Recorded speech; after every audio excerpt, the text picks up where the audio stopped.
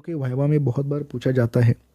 Viva में पूछा जाएगा, एमसीक्यू में आएगा। मुझे तो वाइवा में डायरेक्ट पूछा गया था, what are the type of asphyxia. किसी को भी पूछे जा सकते हैं।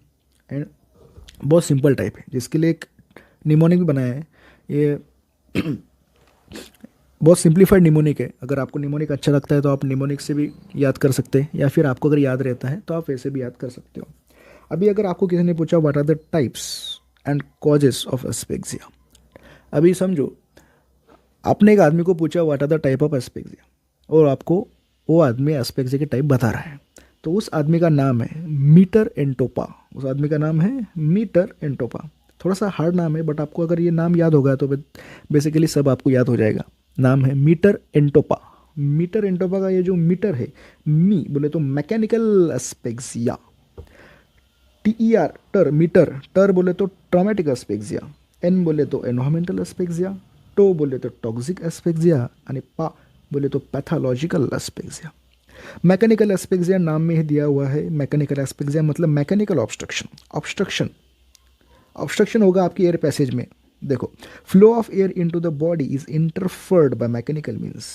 कोई भी मैकेनिकल मीन्स की वजह से आपका जो ऑक्सीजन एंटर कर रहा है आपके लंग्स में, रुक जाएगा। जैसे कि closure of external respiratory orifice. आपके नाक और मुंह अगर बंद हो गए, जैसे अपन स्मूदरिंग कहते हैं, वो आपको बेसिकली मैं नीचे समझाऊंगा, बट यहाँ पे आपको याद रखना है closure of external respiratory orifice. उसके बाद में occlusion of oral cavity and oropharynx. Oral cavity और ओरोफेरिंग्स का अगर ऑक्लूजन होगा, जो कि गैगिंग में होता है, इसकी वजह से मैकेनिकल एस्पेक्सिया हो सकता है। Occlusion of airway by pressure on neck hanging. Occlusion of airway by pressure on नेक, जैसे कि हैंगिंग में होता है, नेक में प्रेशर आता है जिसकी वजह से ऑक्सीजन मूव नहीं कर पाएगा आपके लंग्स तक। या फिर obstruction of air passage internally, choking में ऑब्स्ट्रक्शन ऑफ एयर पैसेज होता है, इंटरनली चोकिंग हो जाएगा, इंटरनली एयर पैसेज रुक जाएगा, इसकी वजह से ऑक्सीजन नहीं जाएगा। चोकिंग मैंने आगे के वीडियोस में समझा है, इसलिए आपको कोई प्रॉब्लम लेना नहीं है। बस यहाँ पे आपको सिर्फ याद रखना है जो मैं बता रहा हूँ। ट्रॉमेटिक एस्पेक्सिया में क्या होगा, किसी भी ट्रॉमा की वजह से, किसी भी प्रॉब्लम की वजह से fixation of chest and abdominal muscle.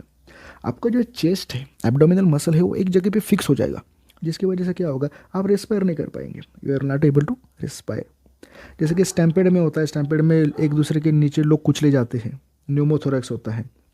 Person crush under vehicle, crush under wall. Environmental asphyxia, अभी इन्वायरमेंटल एस्पेक्सिया नाम में दिया हुआ है। एयर में ऑक्सीजन बहुत कम रहेगा या फिर नहीं रहेगा, non availability of oxygen in the air. जैसे कि हाई एल्टीट्यूड पे होता है, जब कोई पर्सन वेल में, पुराने किसी कुएं में पर्सन अटक जाता है, वहाँ पे प्रॉब्लम होगा। फिर रेस्पिरेशन इन इंक्लोज स्पेस, किसी इंक्लोज स्पेस जहाँ पे ऑक्सीजन सप्लाई नहीं है, वहाँ पे होगा।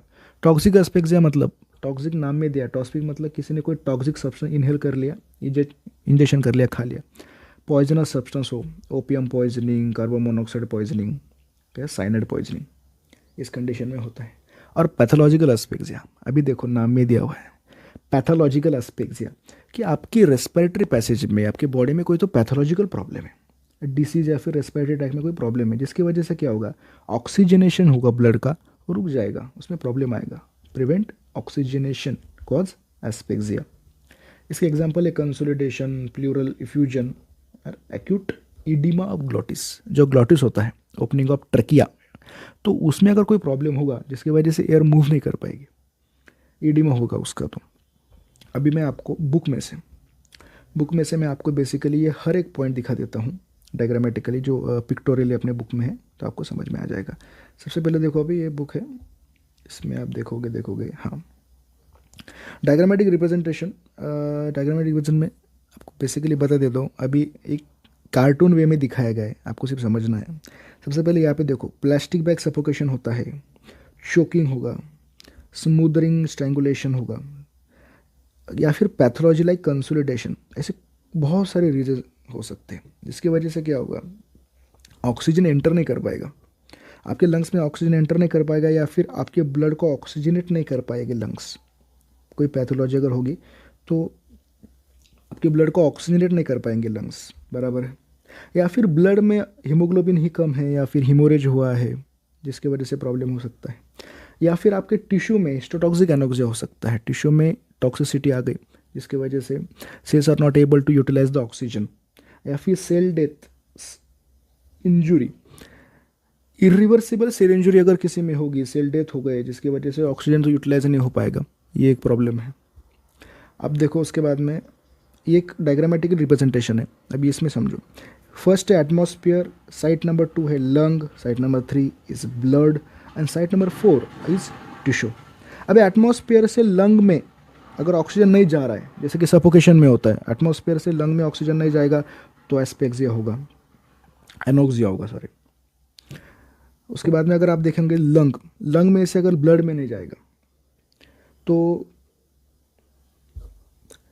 पैथोलॉजी, जैसे कि रेस्पिरेटरी पैथोलॉजी किसी को हो सकती है, या फिर ड्राउनिंग जिसमें क्या होता है आपका ब्लड ऑक्सीजनेट नहीं हो पाता है, या फिर आप देखोगे किसी में अगर एनीमिया है, कार्बोक्सी हीमोग्लोबिन फॉर्मेशन हो है उसके बॉडी में, तो ब्लड से टिश्यू तक ऑक्सीजन नहीं जाएगा, ब्लड से टिश्यू तक ऑक्सीजन नहीं जाएगा।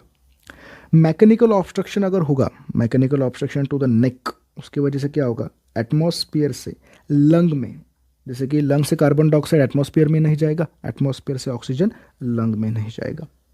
आप जानते हो कि साइनाइड, अगर साइनाइड किसी साइनाइड पॉइजनिंग हुआ है उसमें क्या होगा, cyanide prevent the utilisation of O2, tissue में O2 का जो यूटिलाइजेशन होता है वो प्रिवेंट हो जाएगा साइनाइड पॉइजनिंग के वजह से। चलो थैंक यू।